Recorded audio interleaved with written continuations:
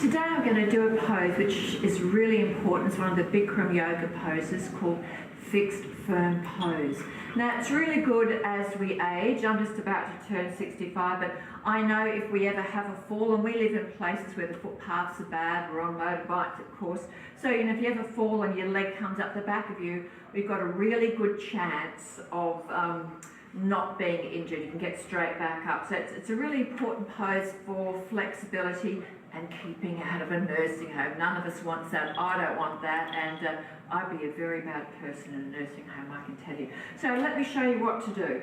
Okay, we sit down Japanese style, and then we open our feet, sit in between our heels. Bum on the ground, get it nice on the ground. Fingers on the outside, thumbs on the inside. Get a nice tight grip, don't lose that grip. Then we come back one elbow at a time. Most important thing here is to keep your knees on the ground. If your knees are sore at any point, you open them. But if they're not, then mine aren't at all. I've been doing this for a long time. You close them. Now we bring our arms above our head. Now I feel very comfortable here, really comfortable. If I smoked, I could have a ciggy or a nice glass of wine. I feel really good. So, but if you're starting, it can be quite, you can feel a bit of pain there. But it's better to have a bit of pain now than a lifetime of pain, let me tell you. All right, so we have a tunnel under our back as well. And to come back out, always come back out of poses safely. And we put our hands back on our feet. Help ourselves up one elbow at a time.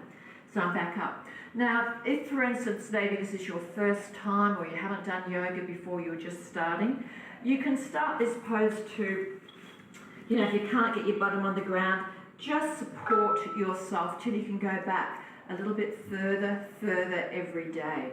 When you've got your bottom on the ground and your hand, you're able to, support yourself with your hands.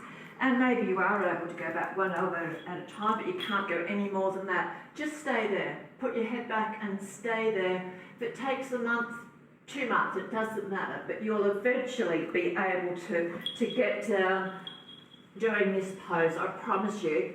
And actually, I think it took my husband about 4 months to be able to do this one, and he wasn't even only able to stand on his knee. So just keep at it. Slow improvements is a great thing. So I highly recommend it if you don't want to have a fall and have an injury. It's a great pose, but I'll show you some more poses later on as well. But thank you for taking the time to watch, and bye-bye from me in Bali.